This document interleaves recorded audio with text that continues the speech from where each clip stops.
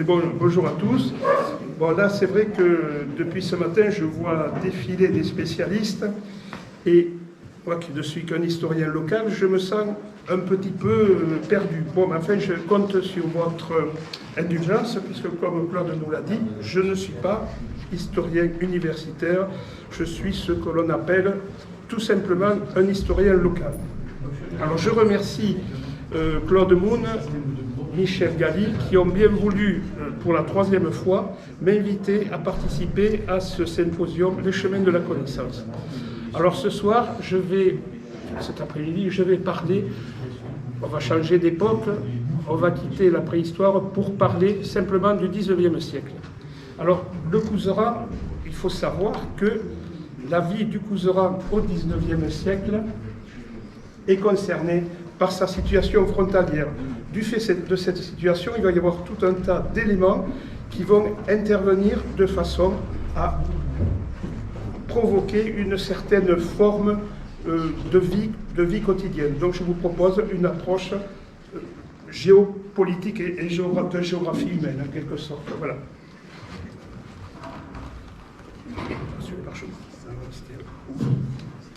Là, vous entendez? Bon, c'est bon. Voilà, alors le Couserans, voilà, la zone frontière, il est ici, vous voyez, donc il correspond au Paliars et au Val d'Aran au niveau de son extrémité ouest. Avancer. Voilà, alors on situe le Paliars au Bira, ici le Val d'Aran et là le Couserans. Alors cette situation est capitale pour la vie du Couserans, et de tout temps en particulier, parce que le Couserans a été sollicité du fait de sa proximité avec l'Espagne. Donc on va le voir. Voilà. Donc ça c'est une carte de Michel Chevalier de la vie humaine dans les Pyrénées, dans les Pyrénées ariégeoises. On voit que la géomorphie. Alors là nous avons la chaîne axiale. On le voit, au niveau du Haut-Salat et au niveau du Haut-Couserans, elle est beaucoup plus étroite que dans le reste de la chaîne frontière des Pyrénées. Cela aura une influence. Là, vous avez ici la vallée du Salat qui monte jusqu'au port de Salò, approximativement, dans ces grandes lignes. Donc cela va avoir une très grande importance parce que, à ce niveau, les cols frontaliers sont très bas. Et c'est une situation particulière parce que c'est une ligne directe Toulouse, le port de Salò, et le Salat va se continuer par la rivière Palieresa. Voilà. Donc vous avez ici un réseau complexe. Voilà. Il y a un réseau complexe de vallées, donc nous l'avons vu. Voilà, de ce complexe. Alors, vous voyez ici de multitudes de vallées. Donc, vous avez la vallée de Massat, qui aura un particularisme qui sera particulière, notamment au niveau linguistique. Et je sais que ça a été étudié avec beaucoup de détails par Michel Galli, qui était là tout à l'heure. Et donc, cela est important. Alors, toutes ces vallées vont provoquer des particularismes locaux. Et ces particularismes locaux auront des conséquences aussi au niveau pastoral, où il y aura des conflits entre les différentes communautés pastorales.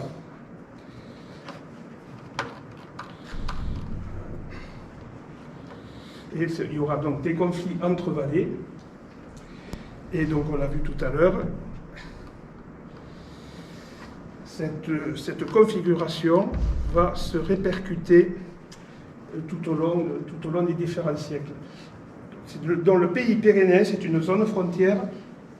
Saint-Géron est plus facilement accessible donc, par les ports et par la vallée du Salat. Et comme nous sommes au 19e siècle, on va voir que le 19e siècle, c'est un siècle en fait qui a été très très douloureux pour les Pyrénéens, parce qu'il faut savoir que chaque vallée était organisée de façon autonome. Ce sont les fameuses vallées pyrénéennes, mais il semblerait que depuis quelque temps, ça soit un peu contesté. Donc, disons, on discute à ce niveau-là. Et il y a aussi le romantisme pyrénéen, c'est tout ce qui gravite autour des contrebandiers, des brigands au grand cœur, etc. etc. Et on l'a vu tout à l'heure, les privilèges et les coutumes d'administration des vallées.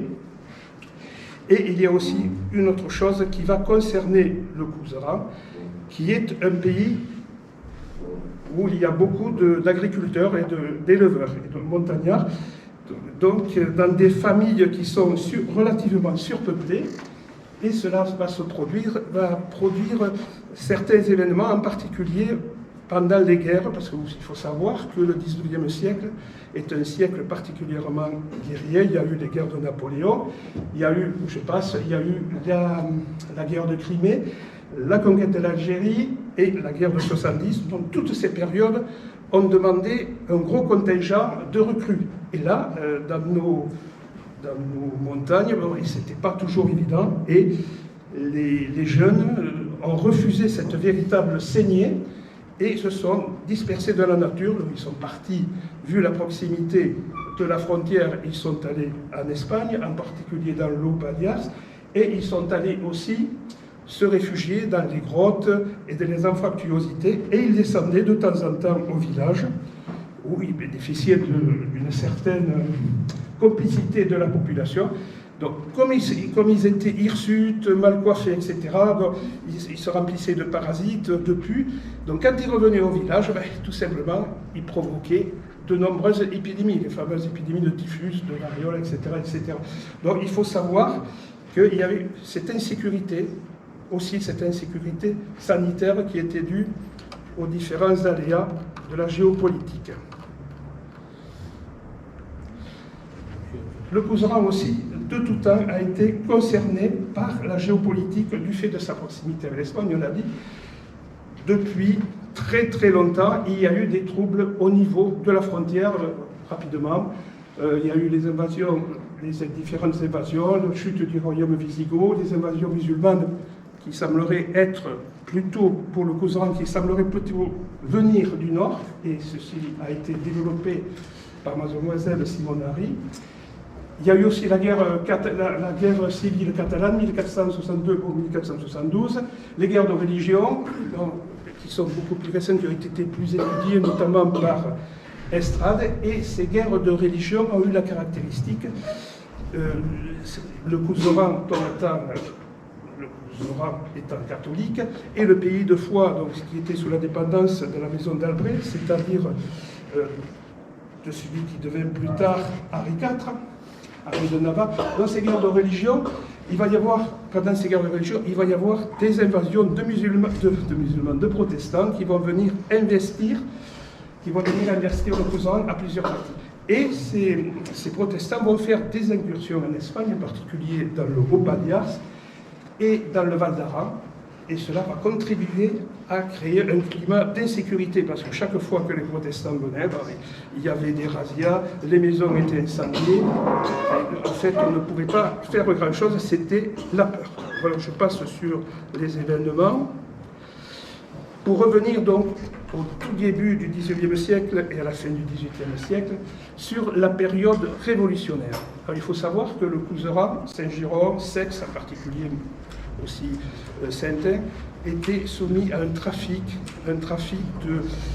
d'immigrés. Ceux qui refusaient ceux qui faisaient la révolution, parce que évidemment la révolution se traduisait par tout un tas de réquisitions militaires, il fallait recruter les soldats, plus ou moins volontairement, c'était plutôt moins volontairement. Et à partir de Sex, notamment, il y avait tout un système qui était basé sur l'immigration, en particulier à partir des soldats, à partir des prêtres réfractaires, qui ont organisé un système une plaque tournante à Couflès, et à partir de Couflès, on répartissait ces hommes qui se retrouvaient à Tallard. Tallard, c'est un petit village dans le Pallars. Et à partir de là, ils étaient envoyés dans les troupes du général Ricardos, et la légion de Palmier, et ils se retrouvaient donc au sein de cette légion de Ricardos qui se battait dans les Pyrénées-Orientales.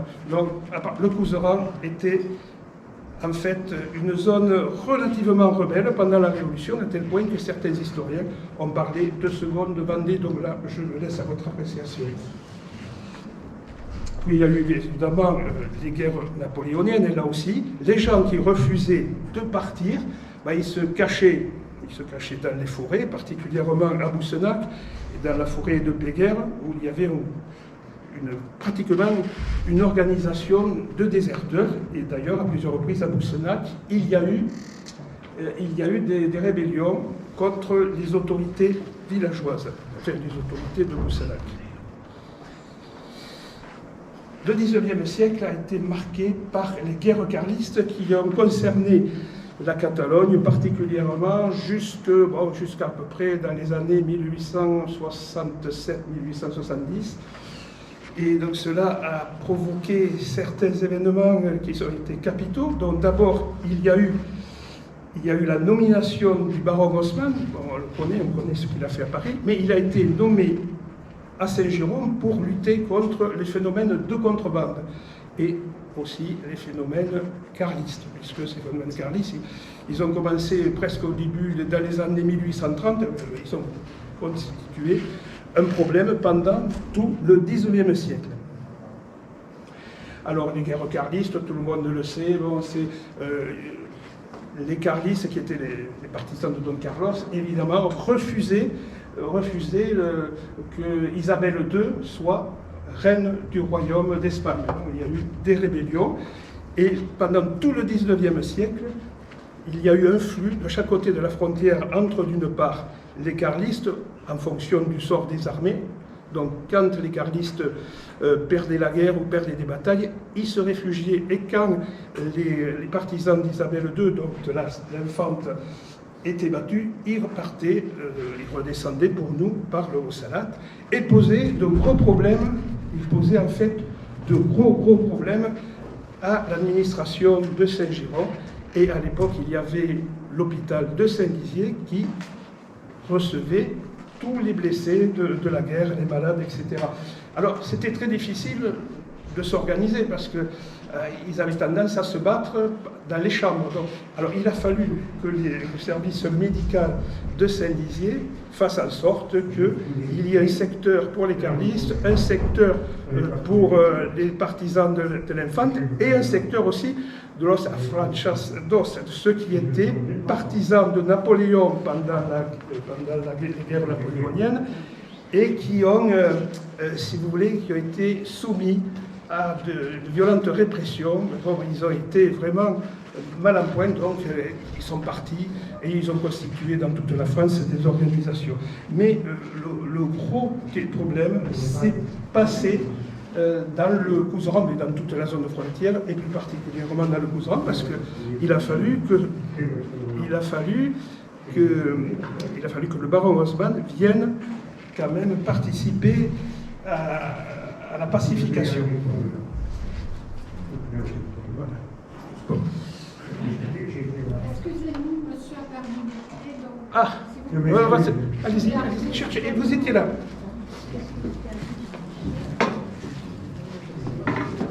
Je m'excuse, monsieur. Non, je vous en prie. Je sais que j'étais là, j'étais là-bas. Vous avez regardé dans votre sac à dos? Oui, dans le sac à dos et tout.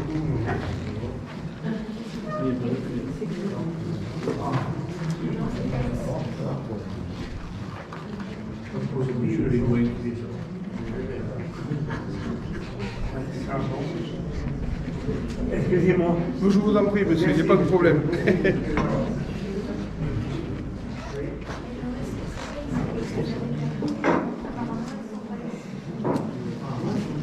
Petite respiration, ça m'a permis de respirer, c'est parfait.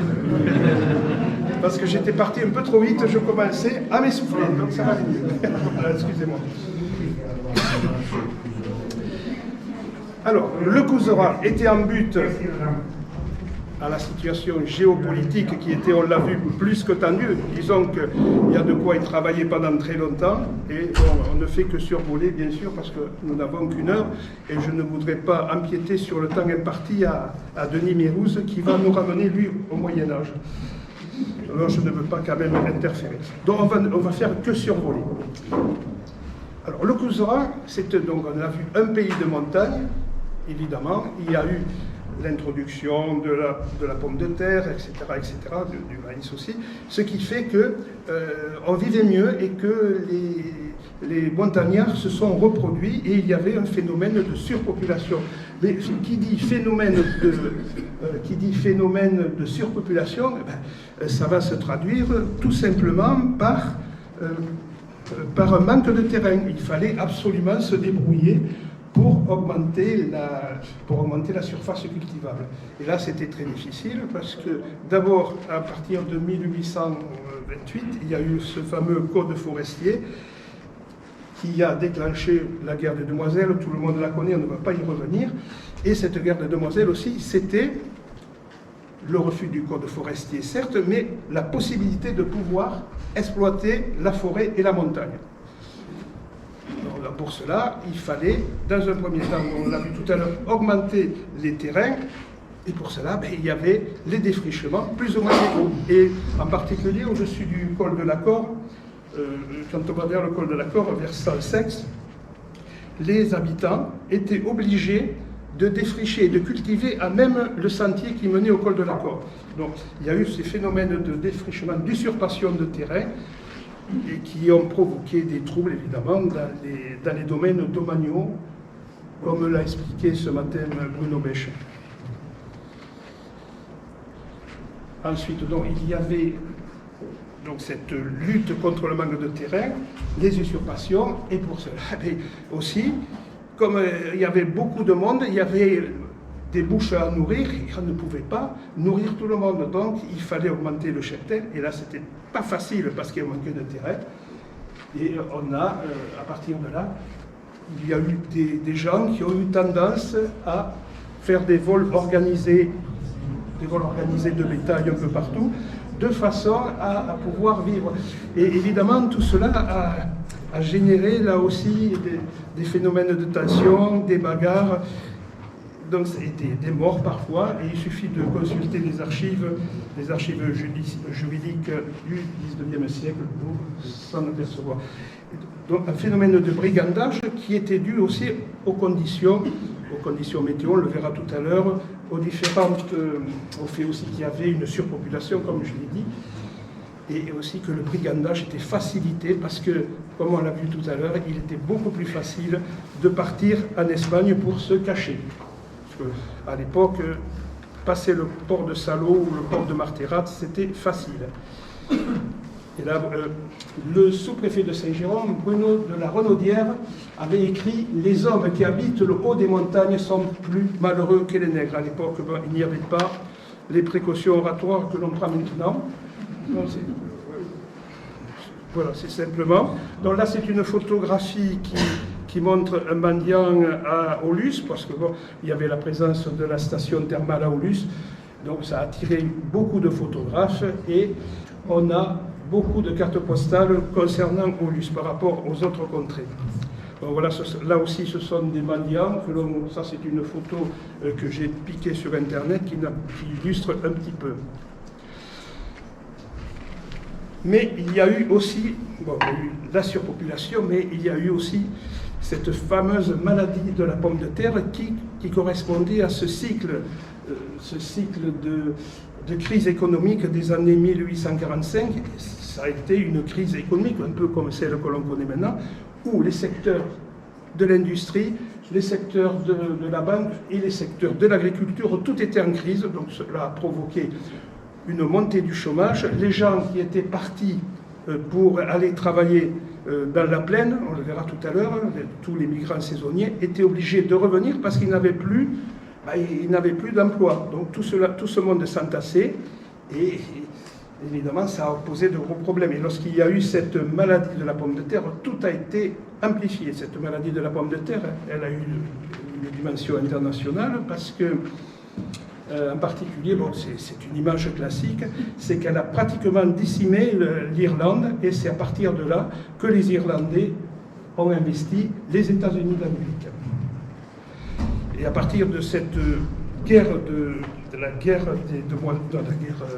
qui était imputable à la maladie de la pomme de terre, c'est où on peut parler de guerre, c'est qu'il y avait quand même des précautions qui ont été prises tout autour de Saint-Géron. Il a fallu que l'infanterie intervienne à Saint-Géron, là sur cette place, au Champ de Mars, donc il y avait toute l'infanterie, des canons qui étaient déployés, et comme à Massat ça risquait de poser de gros problèmes, on avait prévu aussi de barrer la route entre Massat et Saint-Géron, parce qu'on craignait qu'au moins une centaine ou 200 Massatois descendent en masse dans la capitale du Couserans, si vous me permettez. Alors ce qui s'est passé à partir de cette maladie de la pomme de terre, ben, c'est tout simple. Les gens crevaient de faim, en particulier à Massat, dans les hameaux de Massat, et tout le monde a déserté. Donc, on ne pouvait plus vivre, donc on partait, et c'était les routes du Couserans qui étaient envahies de vagabonds, de mendiants qui se répandaient dans les rues, qui allaient attaquer les résidences riches, en particulier à Massat, à Sex, à Saintin, et plus particulièrement à Saint-Géron, parce qu'il y avait la grosse bourgeoisie en quelque sorte à Saint-Géron, et tous ces gens-là rentraient à l'intérieur même des maisons. Et même, ouais, je vois que le sous-préfet de l'Ariège, de Saint-Géron, donc, parlait de ces nuées d'enfants qui se répandaient autour des voyageurs pour demander l'aumône. Bon, cela on le voit dans certains pays développés, bien sûr.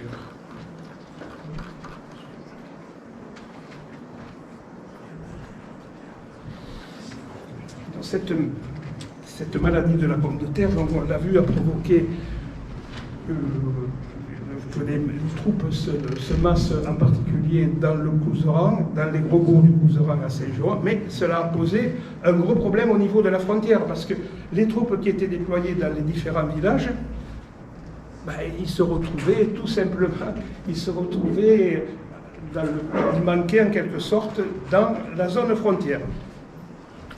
Et là, il fallait à tout prix surveiller cette frontière, parce que je vous rappelle que nous étions en pleine guerre carliste et que beaucoup d'Espagnols en ont profité, de Catalans aussi, du Balias, en ont profité pour investir Saint-Géron et se soumettre à des actes répréhensifs. Donc cela a été très difficile aussi.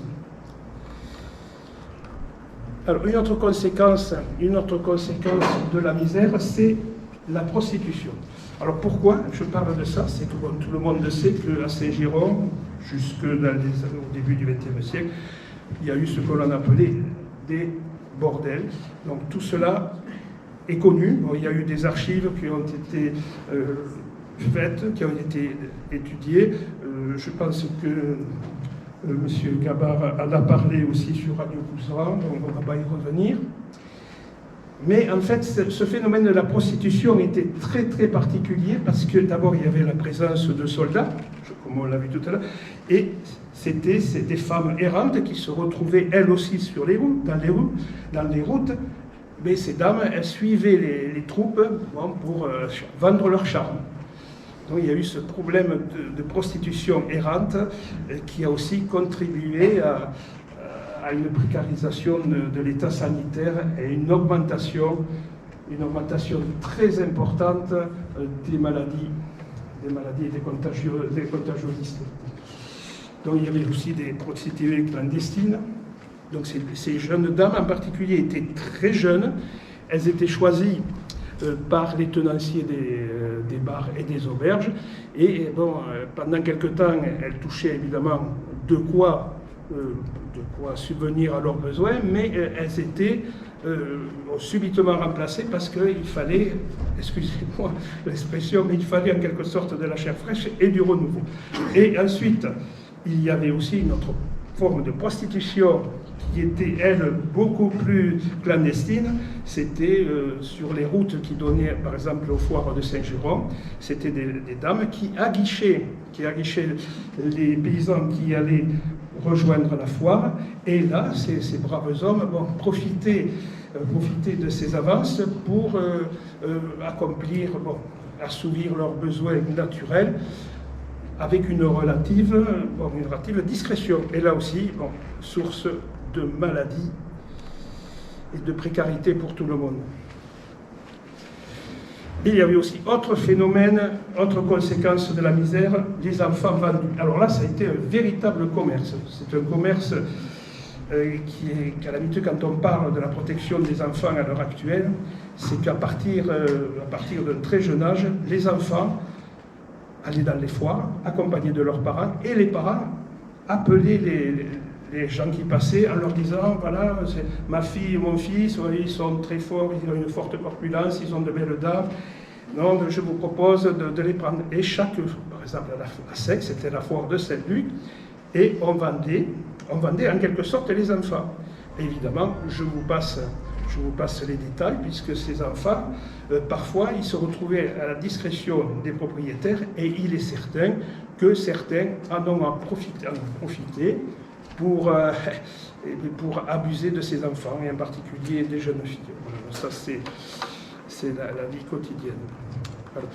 Alors, les différentes solutions pour la misère, ça dont on l'a vu, c'est la contrebande, bien sûr. À partir du moment où le numéraire manque, on est obligé de partir, et chaque année, la contrebande s'exécute par des ports comme le port de Martira, que vous voyez ici, qui est un port assez difficile, et les conditions d'accès étaient particulièrement délicates en période hivernale ou en demi-saison, et je l'ai fait il y a quelques années, et je peux vous dire que c'est difficile. Bon, il le faisait régulièrement. La contrebande, l'immigration saisonnière, donc ce sont les migrations en Espagne, tout le monde les connaît. C'était au moment, l'immigration c'était à partir de juillet-août, c'était le moment où il faisait chaud, et les habitants du Couserans, qui étaient dans une zone plus au nord, étaient en retard par rapport aux moissonneurs en Espagne, donc ils profitaient de cette période pour se louer avant de revenir dans leur village pour effectuer les travaux habituels. Donc il y avait si vous voulez, une certaine concordance, et il y avait aussi les colporteurs. Les colporteurs ont été étudiés particulièrement, il y a eu un livre qui a été publié par la maison des colporteurs de Souaix. Donc le colportage, c'était une véritable organisation qui concernait pratiquement toutes les familles, et ces gens-là partaient pendant la mauvaise saison. En particulier, ils allaient sur la Bourgogne, sur la Bretagne, dans le Bordelais, de façon à pouvoir survivre. Et ils amenaient le numéraire. Beaucoup de colporteurs ont réussi à accumuler de l'argent, et ils ont construit des maisons. Ces maisons, on peut le voir dans certains villages, qui sortent de l'ordinaire. Alors la vie pastorale, elle a été traitée de façon avec beaucoup de brio par Bruno Bèche ce matin, je ne vais pas y revenir. Il faut savoir que les bergers partaient en Espagne, tout simplement comme on l'a vu tout à l'heure, la zone frontière au niveau du Couserans étant très étroite, le versant français étant beaucoup plus abrupt, donc il y avait moins d'espace pour le bétail, les parcelles étaient beaucoup moins grandes, ce qui fait qu'il était plus facile d'aller en Espagne où le relief était beaucoup plus arrosé, il y avait beaucoup de lacs, il y avait ça s'étendait, un relief beaucoup plus doux, mais qui est des reliefs quand même, un relief beaucoup plus doux, mais des étendues de pâturage beaucoup plus importantes. Voilà, donc là il faut savoir comment ça s'est passé. Voilà, donc il y a eu des réseaux de transhumance, et ces réseaux de transhumance, ils se sont effectués, je pense que ce sont des conséquences des anciennes lits et passeries qui ont permis des ententes entre les deux versants des Pyrénées. Et il faut savoir que avant les invasions visigotiques, les Pyrénéens des deux versants s'entendaient entre eux. Bon, il y a eu des invasions de différentes populations, Celtes, Ibères, etc. Mais il faut savoir quand même qu'ils s'entendaient. Et ce système de transhumance en Espagne, ces libertés accordées par exemple aux bergers des hauts villages, qui avaient la possibilité, en cas d'épisodie, d'aller mettre leur bétail du côté espagnol, en particulier dans la région de Marignane, et au niveau du lac de Mariola, qui était derrière, proche du port de Martera. Autre conséquence, c'était l'immigration définitive. Bon, elle repartait dans les villes, ceux qui avaient de la chance arrivaient à trouver un emploi. Il faut savoir aussi que le 19e siècle correspond à l'armée de la révolution industrielle, donc on demandait à cette époque-là, beaucoup de manœuvres, en particulier en ce qui concerne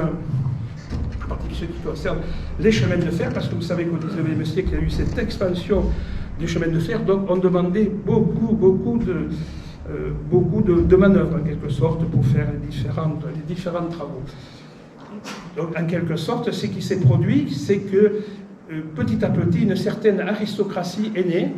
Ce sont ces gens-là qui avaient réussi, qui faisaient venir les gens de leur village, et cette aristocratie, petit à petit, elle s'est imposée et a donné naissance à des richesses.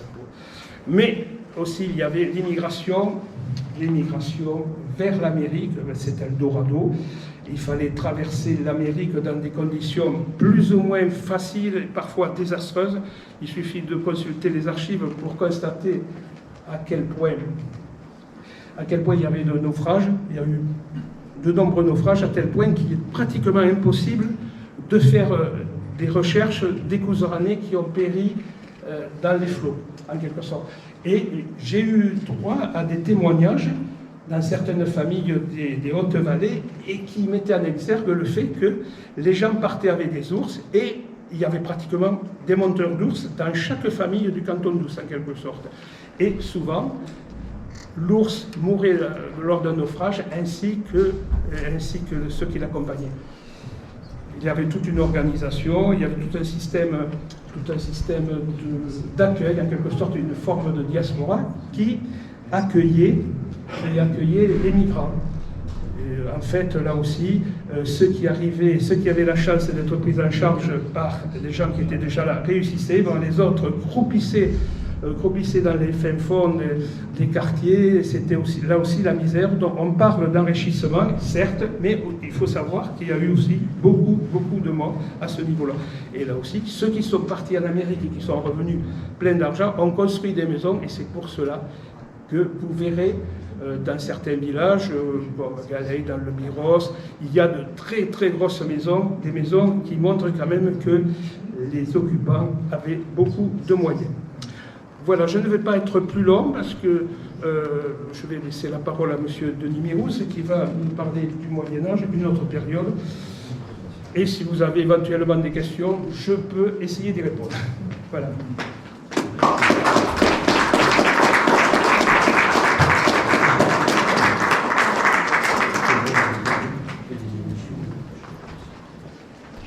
Toujours pareil, si vous avez des questions.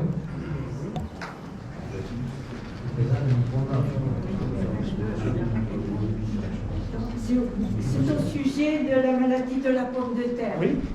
Et donc, il y a eu une politique sous Napoléon III, c'est une politique générale de plantation de châtaigniers.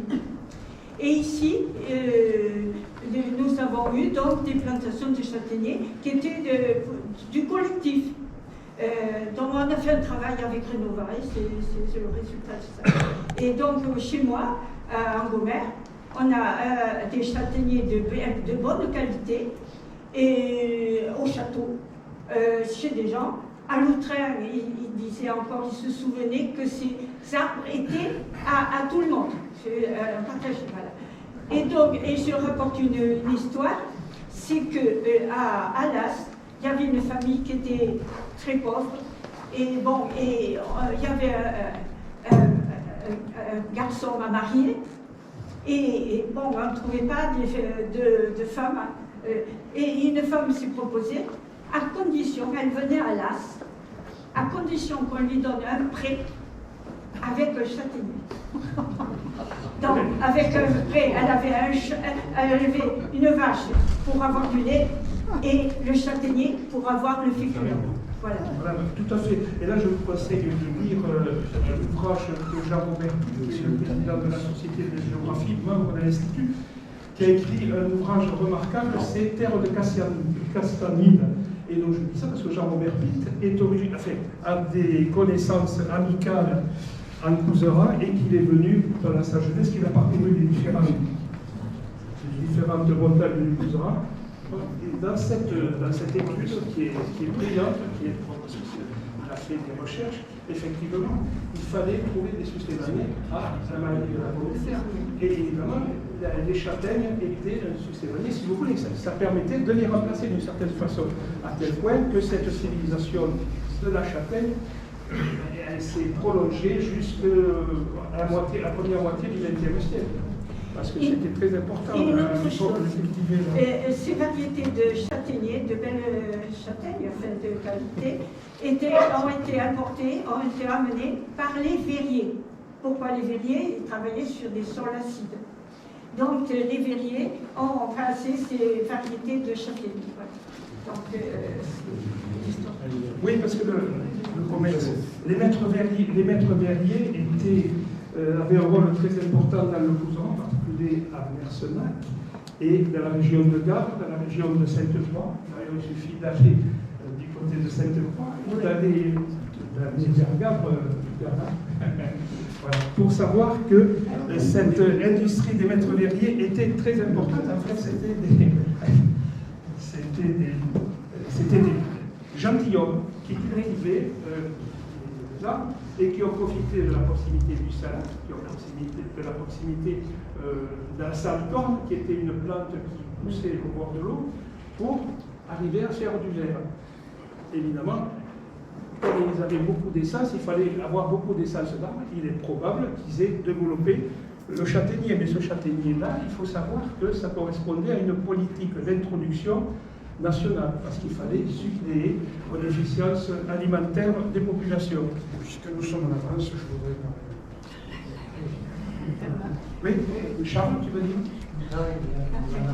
Ah, Madame Lagarde.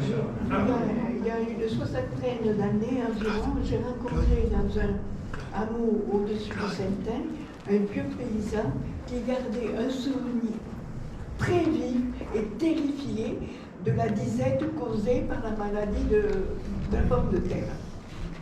Donc c'était très vif encore, le souvenir. Oui, parce que cette maladie de la pomme de terre, comme je l'ai dit tout à l'heure, elle s'est produite au cours d'une révolution en Israël, donc qui a provoqué du chômage, je vais parler plus fort, mais aussi qui a provoqué une disette dans les Hautes-Vallées, puisqu'il n'y avait plus de quoi manger chaque jour. Donc évidemment, quand on parle de disette, c'est toujours la peur. Il y avait aussi cette insécurité, parce que du côté du Mazazil, du côté de Gap, il y a eu presque une insurrection quelques années après la guerre des Demoiselles, et les gens avaient très peur. Il y avait des bandes de malfaiteurs qui mettaient des libelles un peu partout en disant nous allons reprendre la guerre des Demoiselles. Donc vous voyez un petit peu dans quel climat d'insécurité. Et c'est pour cela que les anciens parlent souvent de cette fameuse disette de la maladie de la pomme de terre, qui était presque aussi traumatisante que la guerre des Demoiselles, en quelque sorte. Mais c'était un peu lié. Je vais en étonner plus d'un, peut-être tout le monde, ici présent, c'est que vous connaissez tous l'orthographe du mot Couserans. Eh bien, toutes les cartes, dites maintenant géographiques, qui ont été faites avant la Révolution française, n'ont pas le S au mot Couserans. Maintenant, l'ignorance inviolée l'emporte, c'est la triste loi du plus grand nombre, mais des mots que vous connaissez, des noms de lieux, de petites régions, le Nébouzan, le Val d'Aran, le glacier d'Arcouzan, et on peut en citer d'autres, n'ont jamais de S. Alors, ça s'est généralisé par l'administration française avec les cartes IGN, Institut géographique national, qui n'a pas hésité ou ne s'est certainement pas posé la question de savoir s'il fallait mettre un S à Couserans. Chez les brocanteurs, si vous trouvez des vieilles cartes dites géographiques, vous verrez que le mot n'a jamais le S. Bon, alors je lutte contre l'immense majorité, l'unanimité. Je n'ai pas la prétention de changer tout ça, mais il y a bien d'autres noms de petites régions dans les départements de la Haute-Garonne, des Hautes-Pyrénées, où il n'y a pas de S. Exemple, le Nébouzan, vous savez peut-être où c'est. Le Val d'Aran, vous n'auriez jamais pensé l'écrire avec un S final. Alors, l'Institut géographique national, bon, ben, ils font unanimement autorité. Nous vivons tous tranquillement avec ça, mais je fais partie de ceux qui le regrettent en tant que chercheur, paléographe, et puis sur l'ancien français. Voilà. Regardez chez les brocanteurs ou les antiquaires, vous verrez.